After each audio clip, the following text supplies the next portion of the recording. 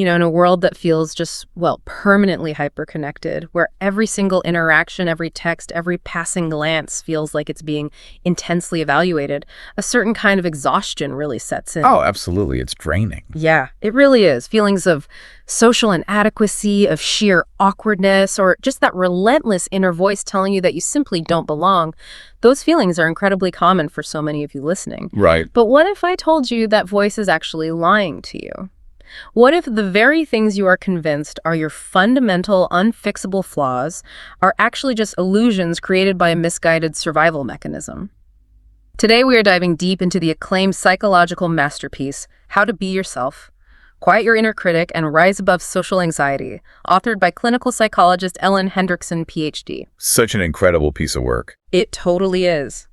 Welcome to Fact Horizon. This is where history meets mystery and facts define the future. We explore the profound truths of human existence, the wonders of the mind, and the secrets of the cosmos, all in one place. If you seek knowledge and wonder, you're in the right spot. Subscribe now and join our journey beyond the horizon. I love that. It really sets the stage. Welcome to part 1 of our comprehensive series on this book. Today, we're going to completely unpack the roots of social anxiety and announce the exact chapters covered in this segment. Looking forward to it. We'll be tackling Chapter 1. Thought it was just me, introducing social anxiety. Chapter 2, looking inside your head. And Chapter 3, heading out into the world. Perfect. And, it is crucial to establish our baseline right immediately for you, the listener. Yeah, what's the primary goal here? The goal today is not to fix a broken personality. Because, well, if you experience these feelings, you aren't broken. That's such an important distinction. It really is. Yeah. You're just experiencing a highly evolved, very mechanical process of the human mind that has simply miscalibrated itself to the modern world. We are going to look under the hood at the mechanics of that mind. Right, because once you understand the actual neuroscience and the psychology of how those gears turn, you can dismantle the anxiety without dismantling yourself in the process. Exactly. You get to keep your personality, just minus the sheer terror. So let's start with how this miscalibration actually happens, because social anxiety doesn't just spontaneously generate out of nowhere when you're 25 and at some networking event. No, it definitely has a genesis. The source material provides this really fascinating case study in Chapter 1 of a man named Jim. And it beautifully illustrates the difference between genetic predisposition and environmental conditioning. Jim's story is the perfect foundation for this deep dive, because his social anxiety was deeply and systematically influenced by his childhood environment. How so? Well, Jim grew up with a mother, Maeve, who basically lived in a chronic state of hypervigilance regarding public scrutiny. Oh, wow. Yeah, she was constantly monitoring her environment for judgment. When a child is raised by a primary caregiver whose continuous broadcast is, what will the neighbors think? Or are people staring at us? We must present perfectly. That child's developing brain internalizes a very specific map of the world. It maps the social environment as inherently dangerous. Precisely. It treats other people as threats to be managed.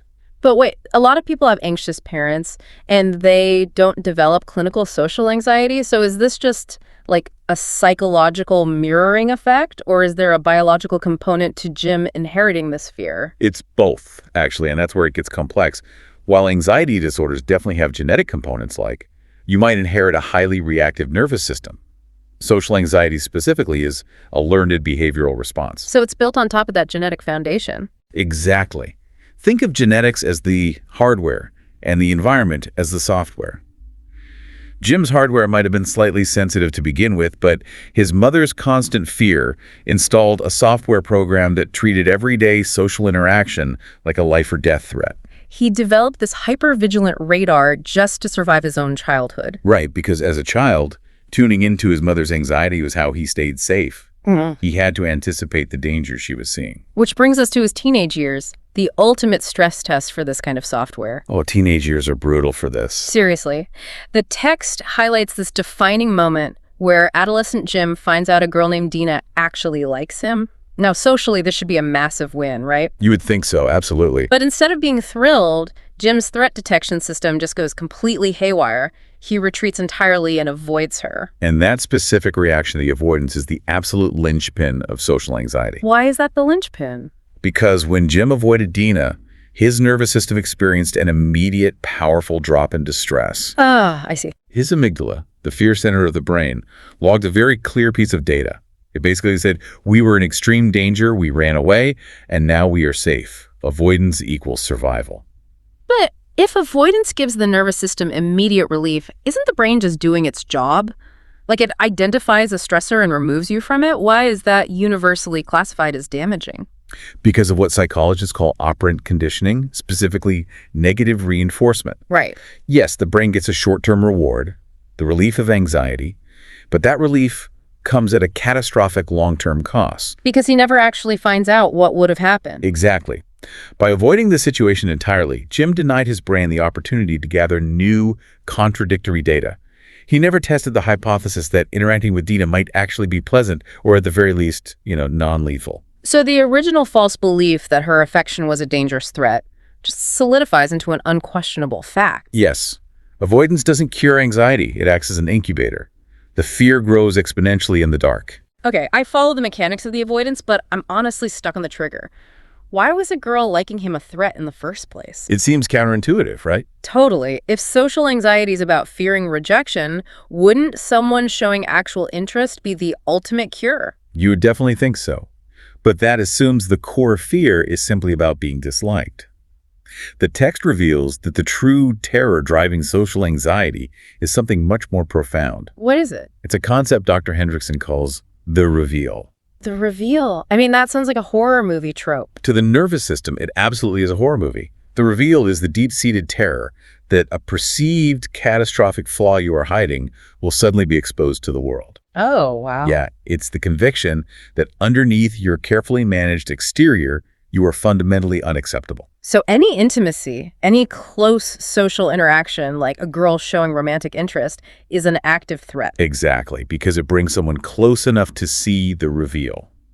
They might look behind the curtain. So it's not that Jim didn't want Dina to like him. It's that he believed if she got close enough, she would discover he was actually a fraud, and her affection would turn into disgust. Precisely. The closer someone gets, the higher the risk of exposure. And the book actually categorizes this fear of the reveal into 4 very specific domains. Let's walk through those domains, because this is where you, the listener, might suddenly feel uncomfortably seen. It is very revealing, no pun intended. Right. So category 1 is the fear of anxiety itself, which feels incredibly meta. It is totally meta. You are terrified of showing physical signs of your own nervousness, like blushing, sweating, or a shaky voice. It is the ultimate self-fulfilling loop. The flaw you are trying to hide is the fact that you are anxious. Right. But the intense effort to hide the anxiety requires so much physiological arousal that it actually causes you to sweat or blush, which then triggers more panic about being exposed. You become terrified of your own autonomic nervous system. That sounds exhausting. Category 2 is appearance. And the text makes it really clear this isn't just vanity or wanting to look good for an Instagram photo. No, not at all. This is an agonizing pathological fear of being deemed fundamentally physically inadequate. Like grotesque in a way that disqualifies you from human connection. Yes, it's a distortion of self-image, where the person believes a specific physical trait is so offensive, it will warrant immediate social exile. They feel they have to hide it at all costs. Then we have category 3, which is character. This is essentially imposter syndrome, but like weaponized. Weaponized is a great word for it.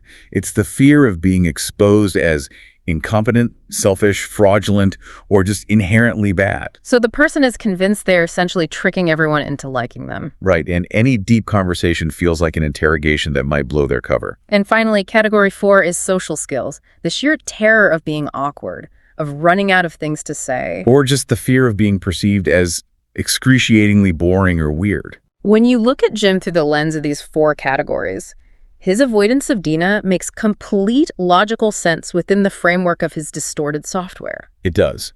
To his brain, she wasn't an opportunity for connection. She was an investigative journalist coming to expose his fatal flaw. So if this avoidance mechanism is so deeply counterproductive to our long-term happiness, why is our biological hardware wired to prioritize it? That's a huge question. I know we talked about Jim's mom, But a psychological condition this prevalent has to have a deeper root than just childhood modeling, right? It absolutely does. It has a massive evolutionary anchor. We have to remember that for the vast majority of human history, social exile was a literal death sentence. Because we were hunter-gatherers. Exactly. If you were cast out of your tribe on the savannah, you starved or were eaten. You could not survive alone. So it was a massive evolutionary advantage to have a hypersensitive radar for group dynamics. Yes. You needed to know you're standing in the hierarchy, and you needed to feel intense distress if you were at risk of angering the group. So social anxiety is essentially an ancient survival mechanism that just hasn't realized we invent supermarkets and apartment buildings. That is exactly it.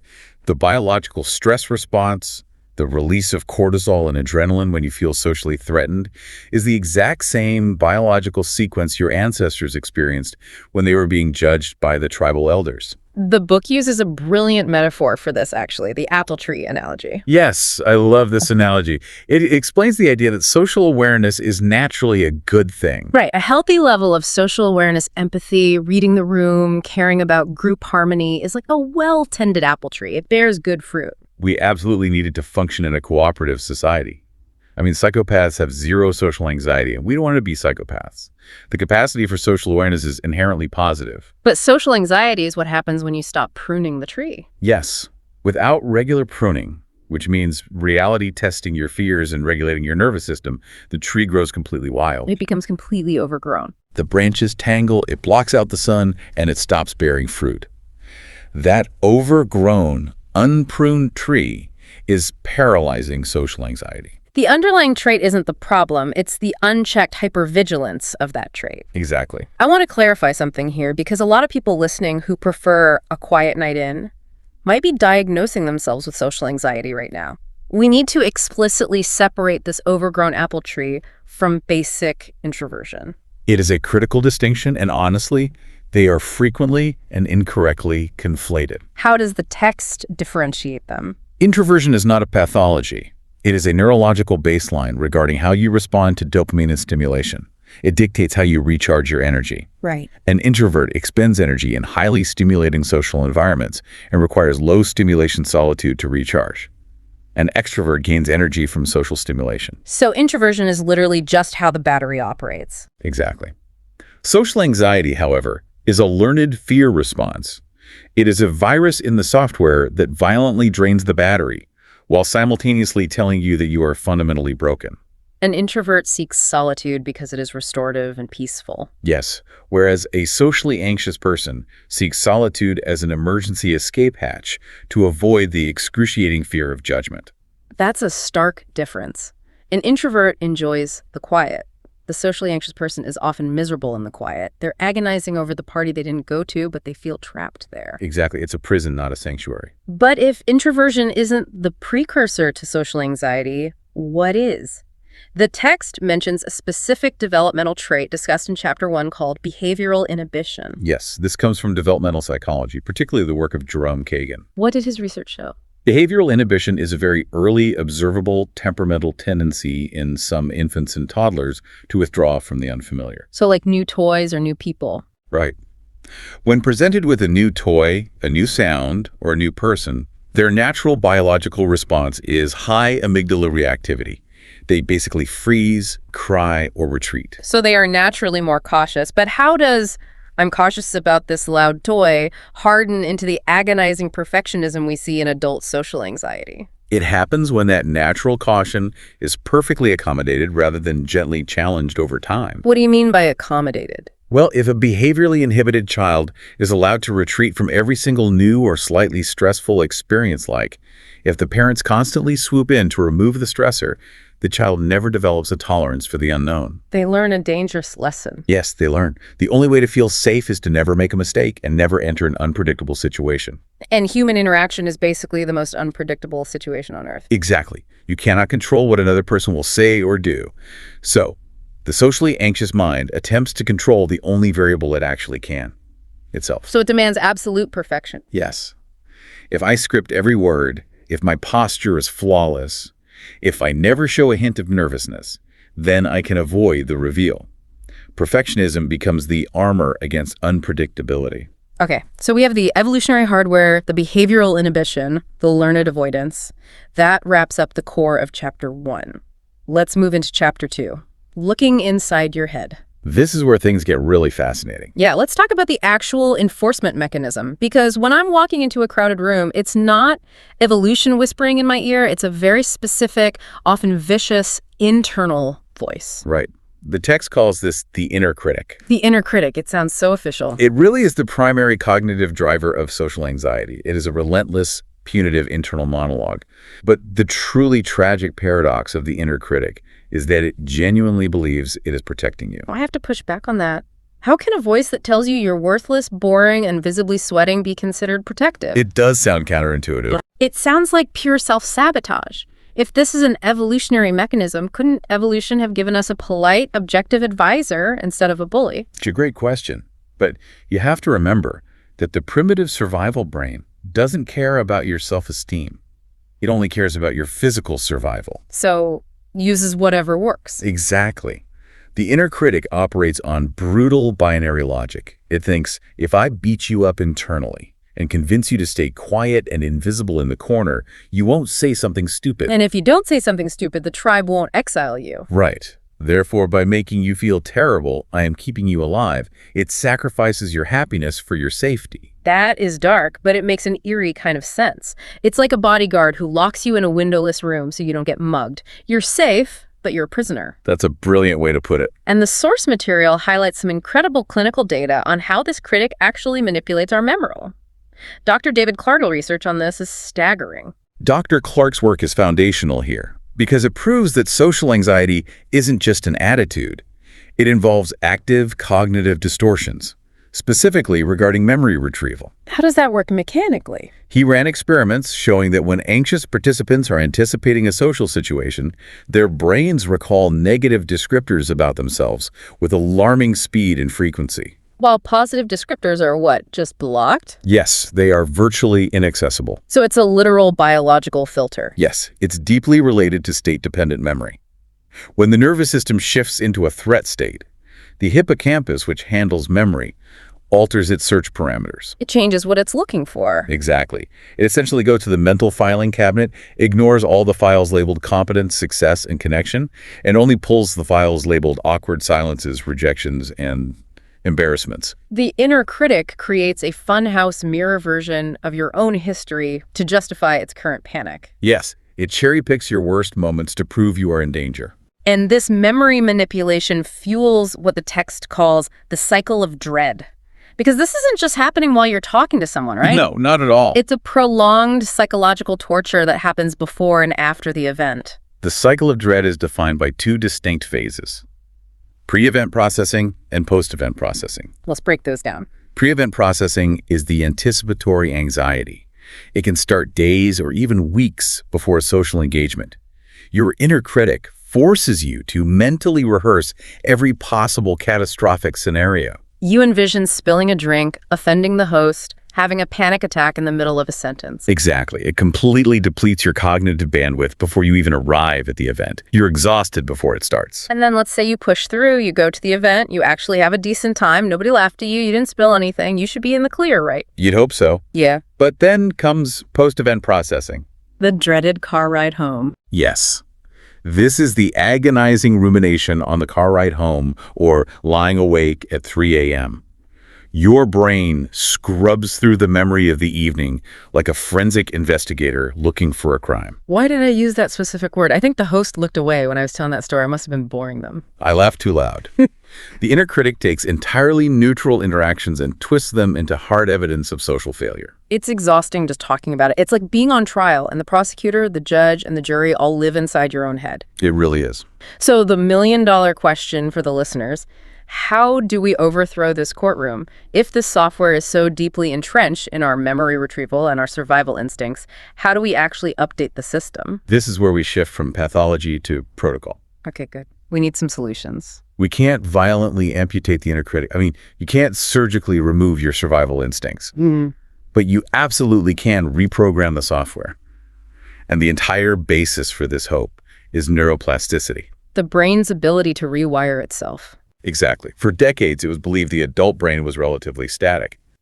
We now know that through neuroplasticity, the brain physically changes its structure based on behavior and experience. So there's a physiological change? Yes. There is a principle in neuroscience called Hebb's law. Neurons that fire together wire together. In a socially anxious brain, the neural pathway between social interaction and mortal peril is a massive, highly efficient superhighway. And positive social interaction is like a dirt path covered in weeds. Yes.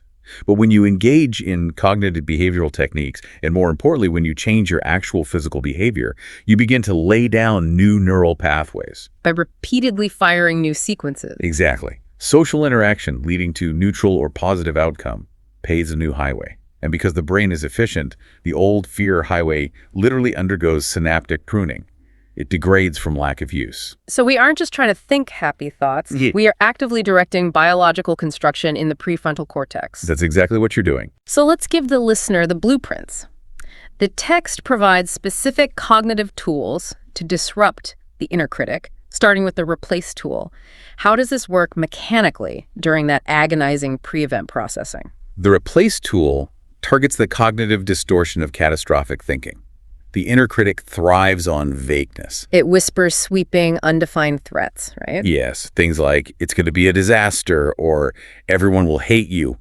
The core mandate of the replace tool is to specify. Because vagueness fuels the amygdala. Exactly, and specific clarity engages the prefrontal cortex, which dampens the amygdala. So you cross-examine the vague threat. Yes, you force the inner critic onto the witness stand and ask 3 specific questions. First, what is the actual specific worst-case scenario? You force the fear out of the shadows. Right. Are they going to point and laugh? Are they going to call security?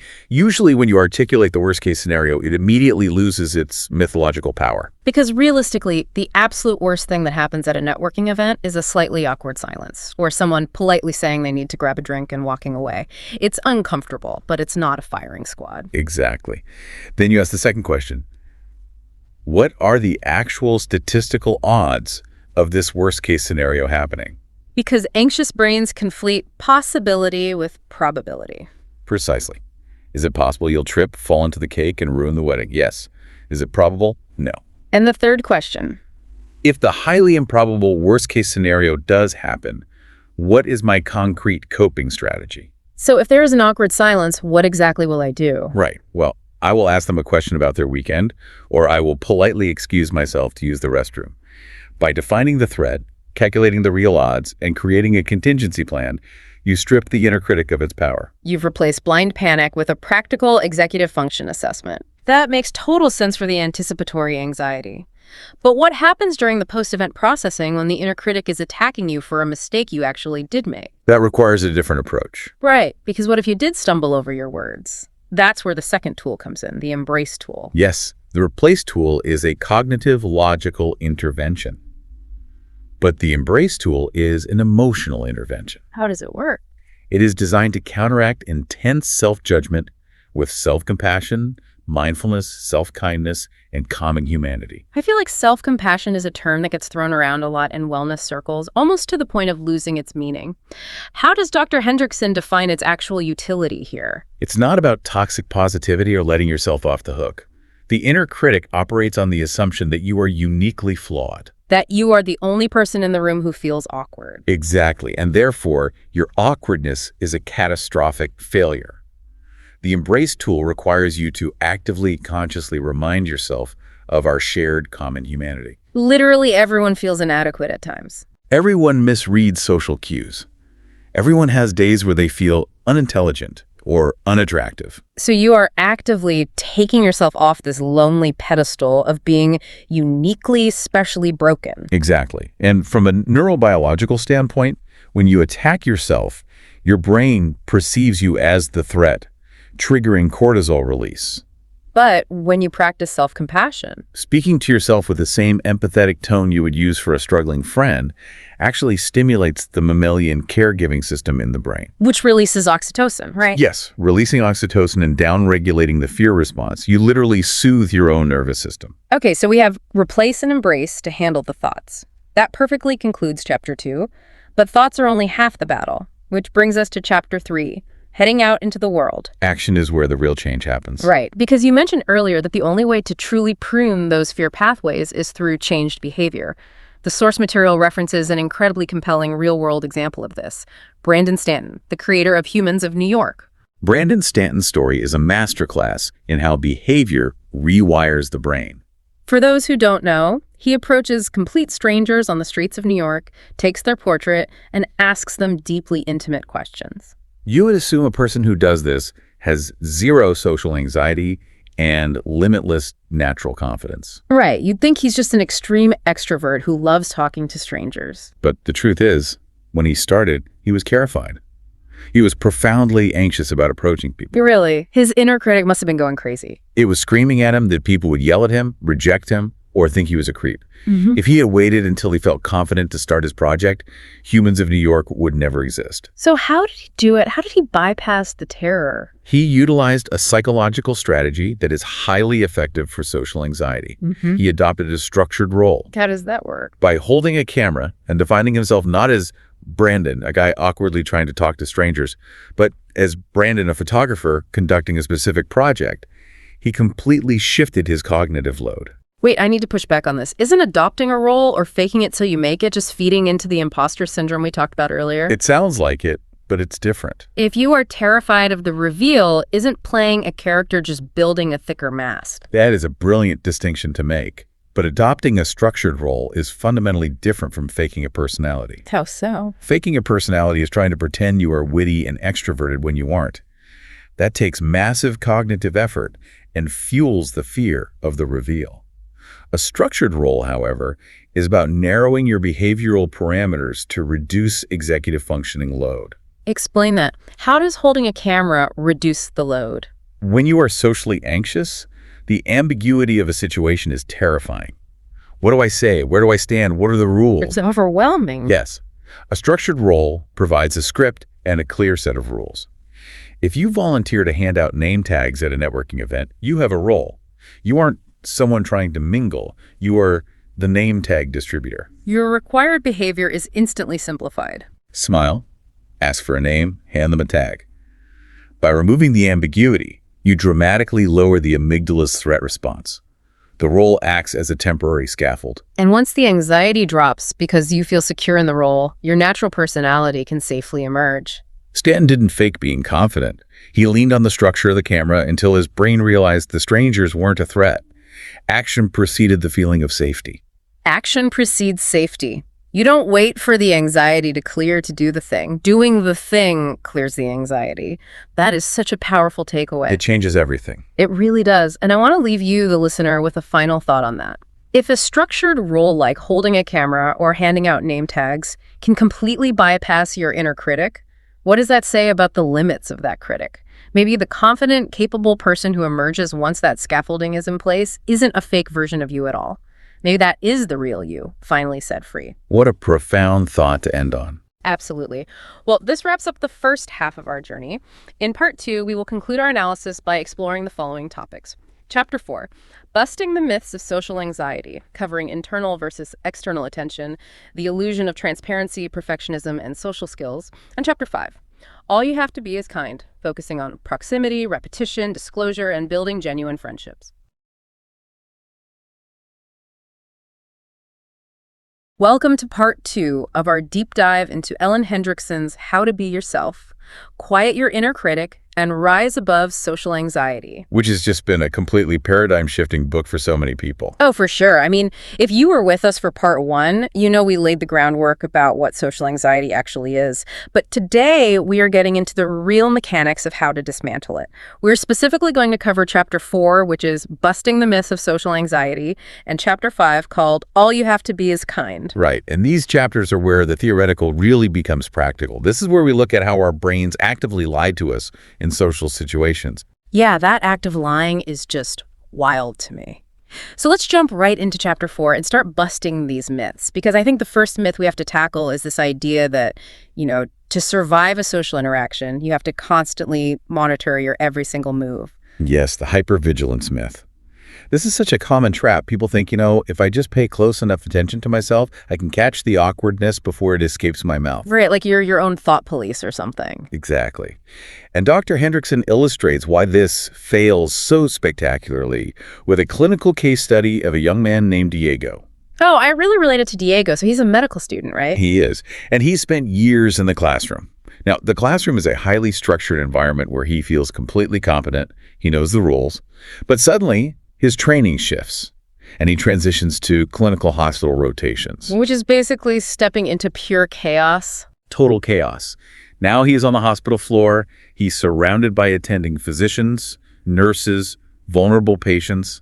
The social dynamics are infinitely more complex, and frankly, the stakes are literally life and death. And that is exactly when his social anxiety just totally erupts. It does. But here's the interesting thing about Diego's anxiety. He handles it by aggressively self-monitoring. Okay, but let me challenge that for a second.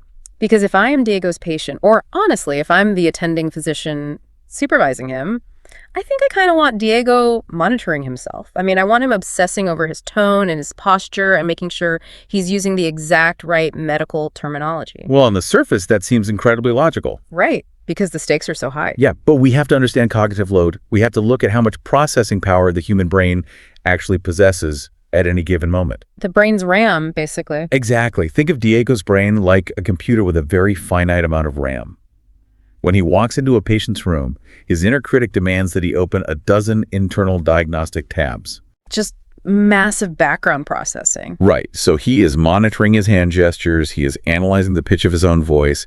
He's actively rehearsing the next 3 sentences he plans to say to the attending, and he's wondering if he looks too young to be taken seriously. So his CPU is just entirely maxed out running background checks on himself. Yes. Yeah. And because 90% of his cognitive bandwidth is focused inward on his own self-preservation, what happens to his awareness of the external environment? It has to drop to 0. It drops drastically.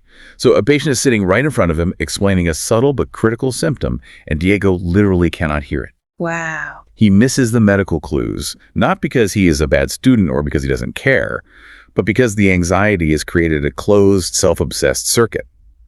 The act of self-monitoring itself causes the exact negligence he is so terrified of committing. That is such a huge flip in logic. The act of trying to be perfect actually prevents him from being present. It causes the failure. Exactly. So what is the clinical intervention for Diego? How does he stop his internal computer from crashing? Well, Dr. Hendriksen calls the solution turning your attention inside out. Turning it inside out. Okay, how does that work in practice? It is a fundamental shift from self-focused attention to task-focused attention. So when Diego feels that intense urge to monitor his own hands or to critique his own voice, he has to consciously, forcefully redirect his gaze and his mental energy outward. Like forcing himself to look at the patient. Yes, he looks at the patient's face. He listens to the cadence of their breathing. He focuses entirely on the task of understanding the human being sitting in front of him. I mean, that sounds incredibly difficult to pull off when your body is basically screaming at you that you are in danger. Oh, it requires immense practice. Yeah. It's deeply rooted in mindfulness. But in this specific context, mindfulness isn't about, sitting quietly on a mountaintop meditating. It is about aggressively anchoring yourself in the external present moment. So it's active mindfulness. Very active. If Diego has a thought pop up like, uh-oh, I sound like an idiot, he acknowledges the thought without fighting it, but then he immediately snaps his attention right back to the attending physician's instructions. He starves the inner critic of the energy it needs. Precisely. Yeah. You simply cannot obsess over your own awkwardness if you are genuinely, deeply engaged in listening to someone else. There isn't enough cognitive bandwidth to do both. You're essentially short-circuiting the panic by just giving your brain a much more important job to do. That's exactly it. Okay, but let's take this a step further, because I can hear people saying, all right, let's say I managed to turn my attention outward. I am listening to you, I am focused on the task, but internally my heart is still pounding against my ribs, my stomach is in absolute knots, and my mind is racing. Right. The internal storm is still raging. Exactly.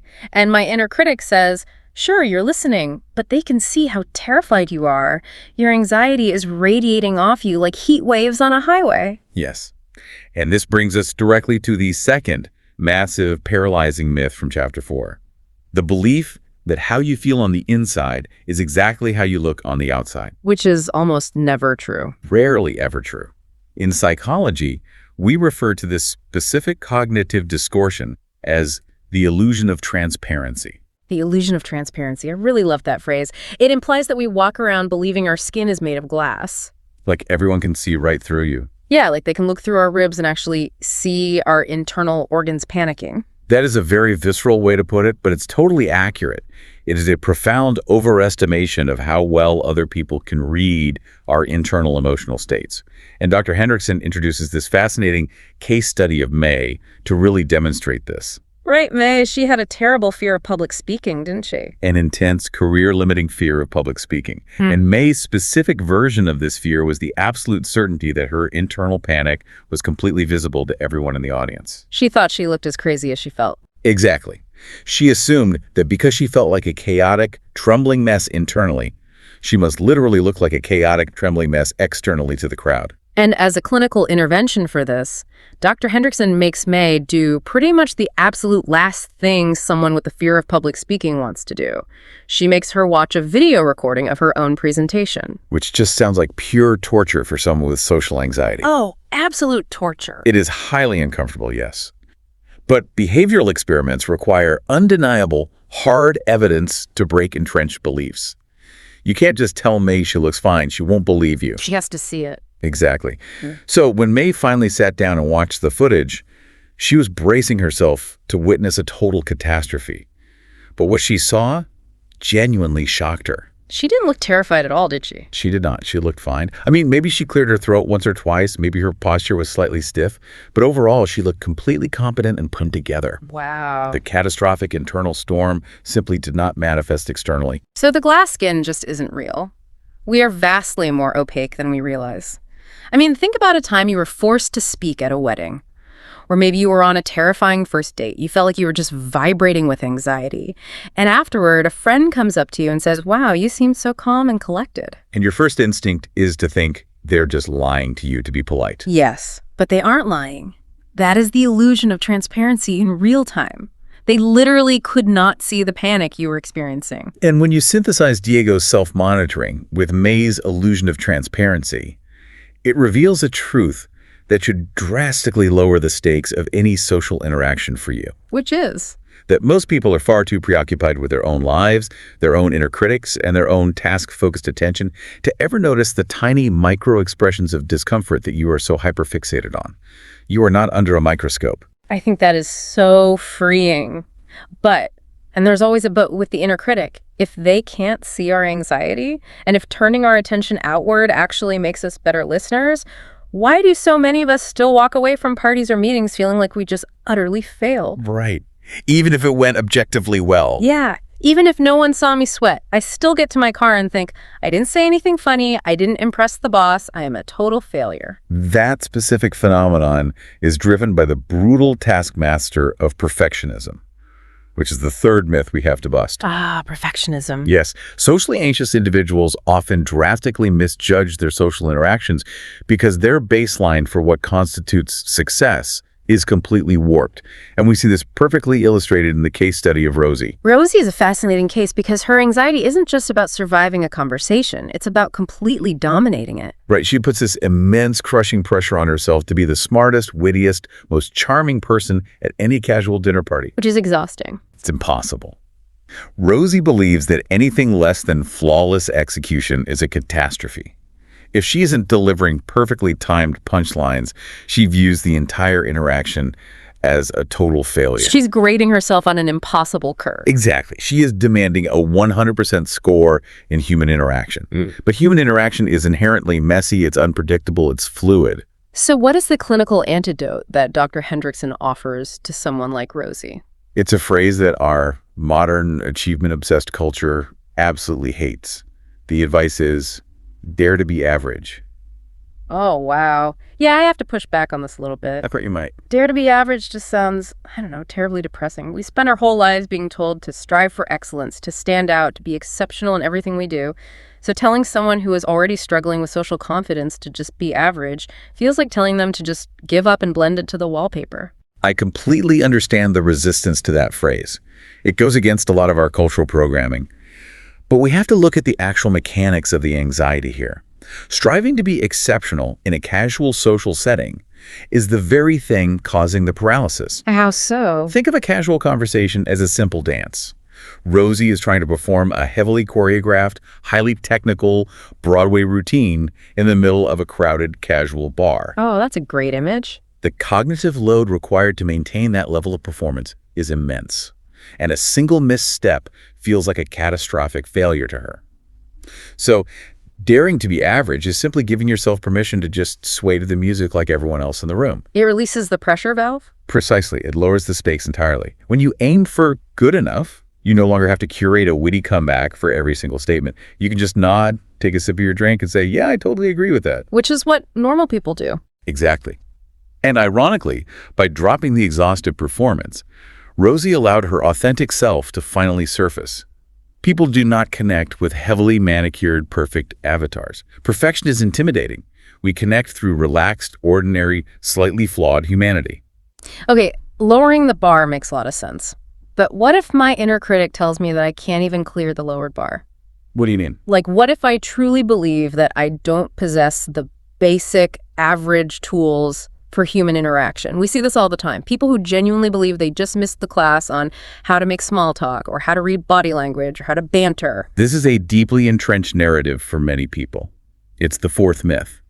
In the book, we follow a guy named Derek. Derek is entirely convinced that his social anxiety stems from a fundamental deficit in his social skills. He thinks he just doesn't know how to be social. Right. He thinks he's missing the blueprint. Right. But clinical research shows that this is almost always a false assumption. So Dr. Hendriksen is saying Derek actually does have the skills, he just can't use them. Yes. And this is a critical distinction to make. Social anxiety is almost never a skill deficiency. It is an execution problem. An execution problem. Let's unpack that. Derek, like the vast majority of socially anxious adults, possesses a highly attuned set of social skills. He understands social cues. He knows when it's his turn to speak. He understands empathy. So why does he freeze? Because the overwhelming wave of adrenaline, fear, and self-doubt acts as a massive neurological block. The anxiety literally prevents his prefrontal cortex from accessing the skills he already possesses in the moment. Let me frame it like this, just to see if I have the mechanics right. Imagine you have this state-of-the-art, $1,000 video editing software installed on your computer. Okay, I like where this is going. The software is completely flawless, but your computer has a massive background virus, which is the anxiety. The virus is eating up 99% of your CPU, causing the whole system to lag and freeze and eventually crash. Yes, exactly. Now, Derek believes the problem is the editing software. He thinks he needs to go buy a new program, or he needs to read 100 books on how to be charismatic. But the software is already there. He just needs to run an antivirus scan to clear the block, and the program will run perfectly. That analogy perfectly captures the reality. Derek's hardware and his software are totally fine. The anxiety is simply jamming the signal. Wow, that completely changes how you tackle the problem. It does. And what makes this execution block so agonizing today is the constant, inescapable presence of FOMO, the fear of missing out. Oh, fueled by digital connectivity, obviously. Right. Derek sits at home, completely paralyzed by this execution block, and he's just endlessly scrolling through social media. He sees his peers socializing effortlessly. They're laughing in photos, seemingly free of any anxiety whatsoever. Which just provides endless ammunition for the inner critic. It creates a vicious compounding cycle. The FOMO reinforces his false belief that he is fundamentally broken, and that belief increases his baseline anxiety, which in turn makes the execution block even stronger the next time he actually tries to leave the house. It's a brutal loop, Yeah. which logically brings us to the trap so many people fall into. Because if the problem is just an execution block, and I know I have the skills deep down, I just need something to quickly disable the block so I can function, right? And enter alcohol. And your alcohol, liquid courage. The book refers to this as hope in a bottle, which is such a tragic but accurate name. It is a highly complex and incredibly dangerous relationship. Biochemically, alcohol is a central nervous system depressant.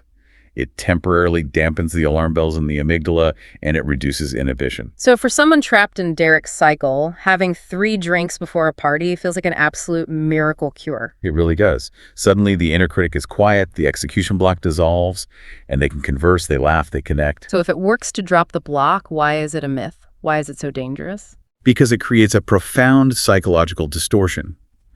When an individual relies on alcohol to socialize, they begin to attribute their success entirely to the substance. They tell themselves, I'm only funny, capable, and likable when I have a buzz. They completely fail to realize that the alcohol did not give them social skills. It merely sedated the anxiety.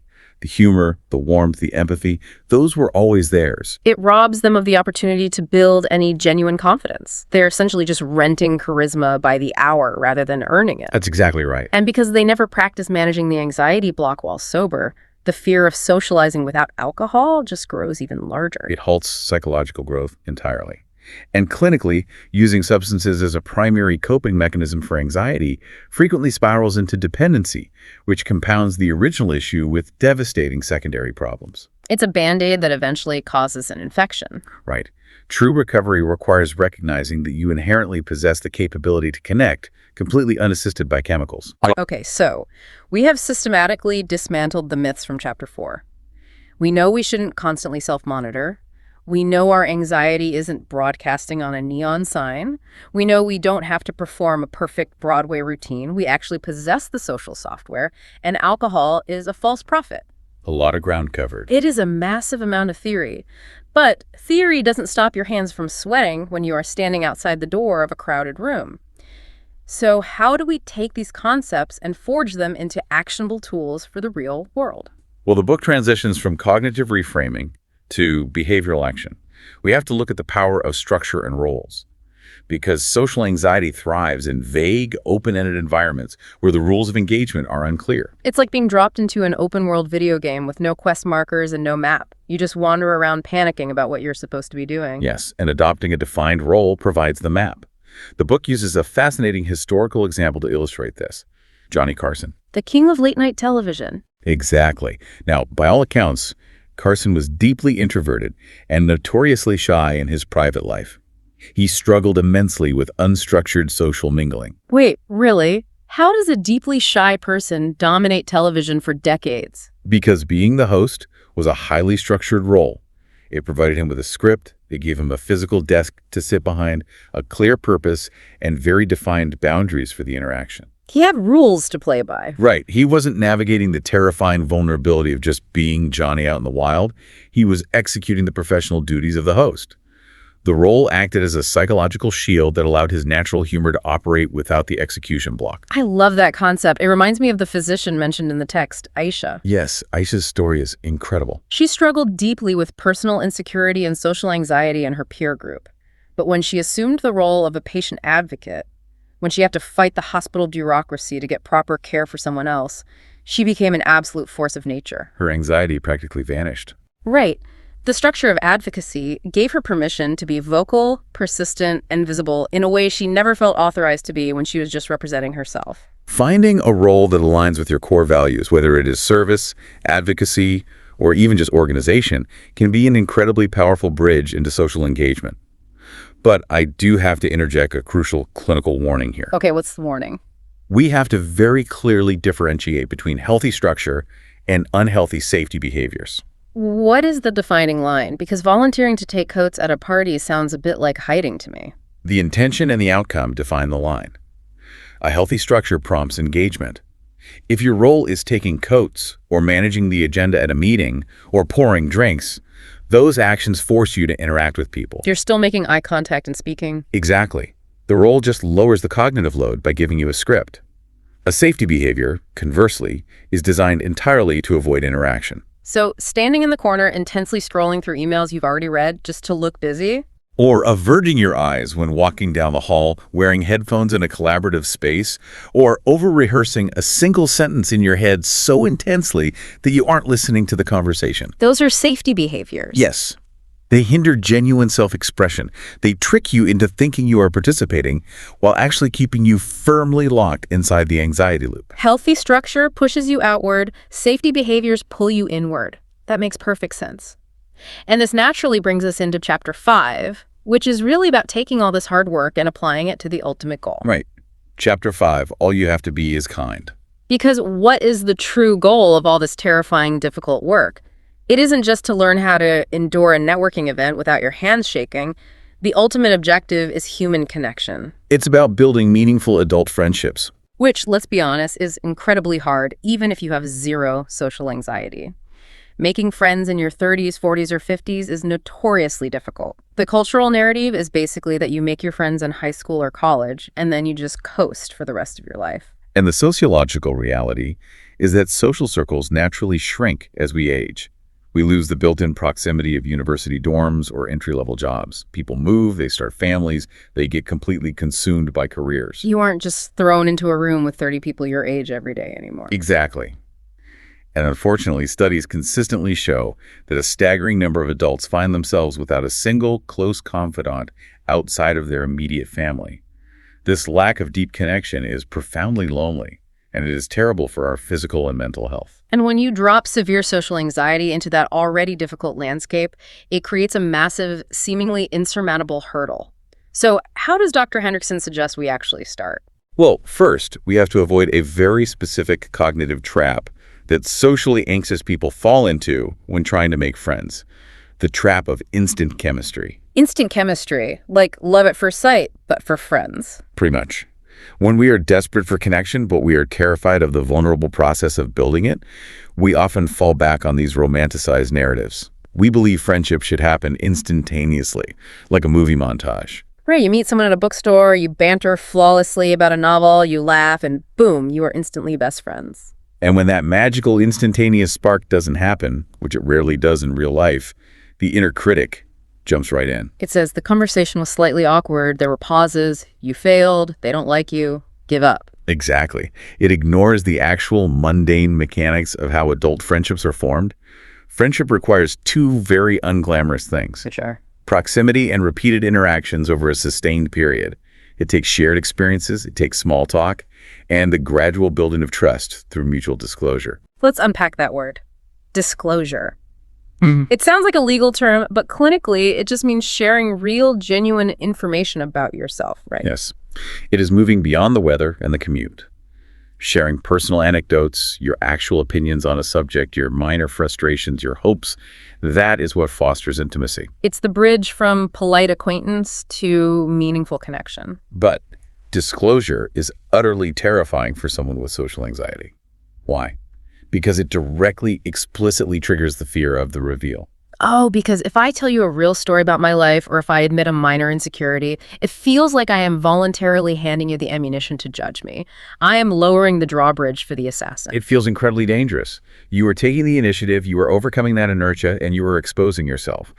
But the paradox of human connection is that without that vulnerability, without that disclosure, you can never achieve the ultimate reward of friendship. And what is that reward? The book quotes the philosopher Ralph Waldo Emerson, who described it beautifully. It is a luxury to be understood. It is a luxury to be understood. Wow, that hits so hard. It captures the entire essence of Dr. Hendriksen's mission, doesn't it? To be understood is to feel seen in your entirety without having to hide your flaws, curate your image, or constantly monitor your output. It's psychological safety. Yes. Yes. It is the profound nervous system regulating relief of knowing that someone sees the real you, anxieties, quirks, imperfections, and all, and accepts you anyway. That is the luxury we're fighting for. But to achieve that luxury, it requires accepting a truth that our inner critic violently denies, which is our shared humanity. This was actually the biggest revelation for me in this material. How so? Well, when you finally dare to be average, when you start disclosing your own awkward moments or minor anxieties to the people around you, you quickly discover that everyone has anxieties. Oh, absolutely. The person you thought was flawlessly confident goes home and ruminates over a weird thing they said too. Recognizing that common humanity is the most powerful antidote to shame. Shame relies entirely on isolation. It tells you that you are uniquely broken. That you're the only one who feels this way. Right. But when you realize that stumbling over your words or feeling a spike of nerves before a meeting is not a sign of fundamental, unlovable inadequacy, but simply a hallmark of being human, the shame dissolves. You are no longer isolated. This leads to a beautiful and incredibly relieving redefinition of what it actually means to be successful socially, or what it means to be popular. Redefining popularity is so important. Yeah, because when we are young, or when our inner critic is running the show, we think popularity is a performance. We think we have to be the smartest person in the room, or the funniest, or the most dominant alpha personality to win friends. We think we have to ace the audition. But longitudinal psychological research and just the reality of healthy adult relationships proves that dominance and high-performance metrics are actually very poor predictors for building deep, lasting bonds. I mean, think about your own favorite people. Do you love them because they never stumble over their words and always have perfect posture? No, not at all. No. I love them because they listen to me, and they are kind, and we can be weird together. Exactly. What truly matters in building social bonds are warmth, kindness, and trustworthiness. It sounds almost too simple, doesn't it? After all this neuroscience and clinical restructuring, the secret is just be nice. It sounds simple, but it is clinically profound. Maya Angelou famously said that people will forget what you said and what you did, but they will never forget how you made them feel. That is so true. If you are warm, if you are genuinely interested in the other person, if you show them basic kindness, that is infinitely more valuable in forming a lasting bond than executing a flawless, witty social performance. And it all ties perfectly back to turning your attention inside out. Because if your entire goal in a conversation is simply to be kind and warm to the person in front of you, you are inherently focused outward. You aren't focused on your own anxiety. Right. You are actively doing the work of connection. It is incredibly freeing to realize that the ultimate secret to navigating the social world isn't a complex, high-wire act of social agility. It's simply patience, showing up repeatedly, and offering warmth. It is the ultimate release from the tyranny of the inner critic. You realize that you have always had enough, just as you are. As we synthesize this massive deep dive into Dr. Ellen Hendriksen's framework, the core message is radiantly clear.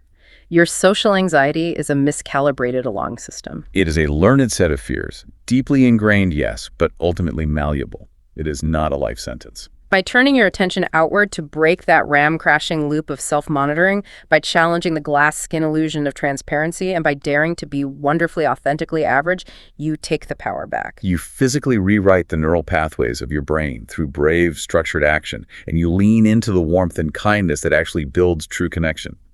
Overcoming social anxiety is ultimately about stepping into the world as your true, authentic self. I want to leave you with one final provocative thought to mull over as you go about your week. We've established today that your inner critic's entire job for all these years was essentially a misguided, primitive attempt to protect you. It wanted to keep you from being cast out of the tribe. You thought it was saving your life? It worked incredibly hard, day and night, even if the way it worked was suffocating you. So what happens when you finally stop fighting it? What happens when, instead of hating that anxious voice, you simply thank it for its service? That is a powerful shift. What happens when you tell that over-aggressive, exhausted bodyguard that you are safe now, that you have the tools to handle rejection, and you kindly ask it to retire? What kind of space, what kind of immense joy and connection suddenly opens up in your life when that loud voice finally goes quiet? Take one small action towards that space this week. Just one. Focus on the action, forget the outcome, and step into the world. We'll see you next time.